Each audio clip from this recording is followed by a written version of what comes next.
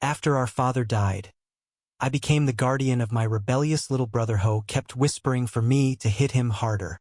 I never wanted to be my father, but somehow, I ended up with his fists and none of his forgiveness. And my brother, he asked for both. It started with the will.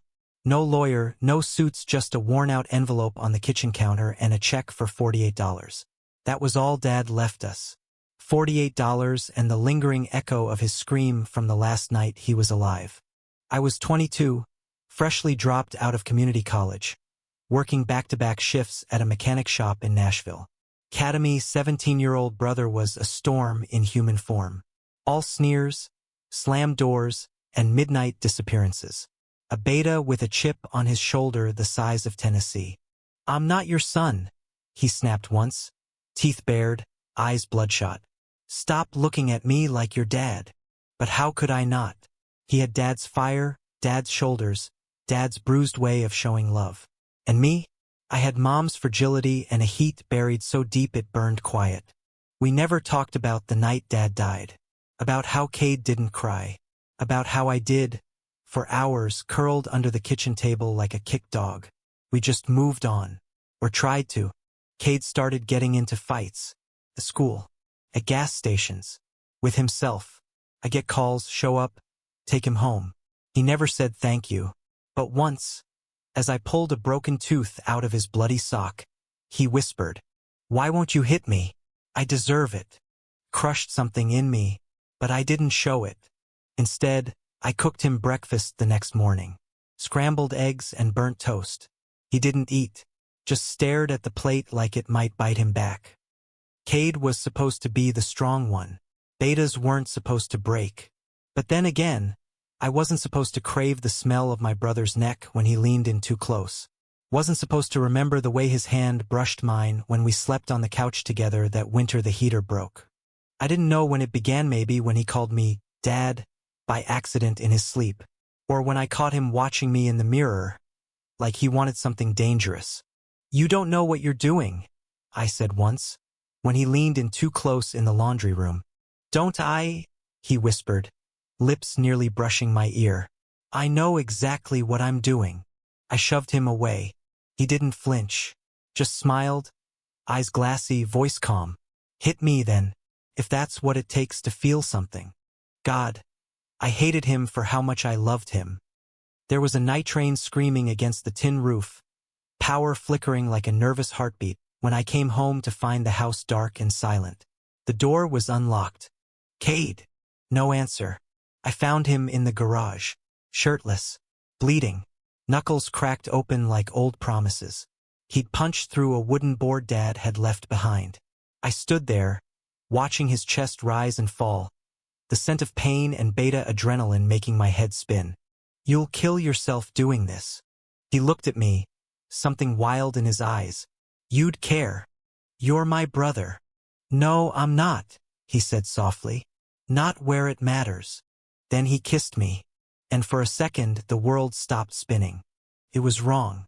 I knew it, but it was the only thing that had felt real since Dad died. I pulled back, heart pounding.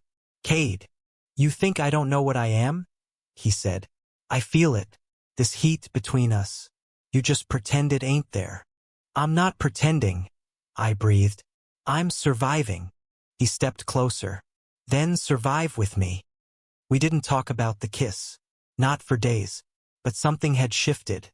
We sat closer on the couch. His hand brushed mine longer than it should. I stopped flinching. One night, after a quiet dinner and too many beers, I said it. "I'm scared." "Of me?" he asked. "Of what we've already become." Cade nodded, slowly. "I'm scared too, but I've already lost a dad. I won't lose you too." So we didn't run from it anymore. We didn't touch, not in the ways that mattered, but we talked, cried, slept in the same bed when nightmares clawed at our minds. And slowly we began to heal. Not because what we felt was easy, but because it was the only thing in our lives that had ever felt like love. Spring came fast that year. The magnolias bloomed like explosions in the yard. Cade started painting again. Fury turned into strokes of oil on canvas. I started writing long letters I'd never send to the version of me that used to be scared of loving someone this way. He applied for jobs, got one at a tattoo shop, saved money, grew quieter, but not distant. "I don't want us to live in shame," he said one night, sitting on the porch swing. "But I don't know what else this can be." I looked at him, the boy who was once a firestorm now glowing like embers. "It's grief," I said, "twisting into love. Maybe always was. Is that okay?" "No," I said, honest. "But neither is pretending we don't need each other." The town never asked, and we never told. Maybe people knew. Maybe they just pitied us. We lived quietly, mowed the lawn, paid the bills. He cooked on Sundays. I read books aloud on Wednesdays. He still called me idiot when I forgot to buy milk, but now it sounded like, "I love you."